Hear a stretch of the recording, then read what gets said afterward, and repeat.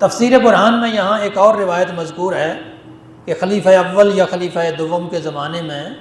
مدینہ کے اندر ایک شدید زلزلہ آیا، لوگ خوف کا شکار ہو گئے، ڈر کا شکار ہو گئے۔ تو ڈر کا شکار ہو کر حاکم وقت کے پاس آئے،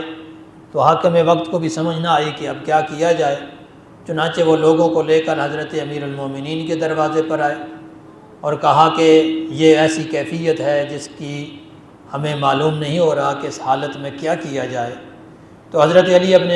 ابی طالب نے صحابہ کی ایک جماعت کو ایک ساتھ لیا، بے روایت جنت البقیع میں آئے، یا ایک روایت کے مطابق مدینہ سے باہر نکلے، اور وہاں جا کے زمین کو ایک ٹھوکر مار کے کہا ما لکے، تجھے کیا ہو گیا ہے؟ تو روایت کہتی ہے کہ وہ زمین کا زلزلہ ساکن ہو گیا، ساکت ہو گیا، زمین رک گئی۔ تو اس وقت مقداد نے یا جناب سلمان نے عرض کی کہ یا امیر المومنین یہ کیا کیفیت ہے؟ تو امیر المومنین نے فرمایا تم نے قرآن نہیں پڑھا کہ اذا زلزلت الارض زلزالہا،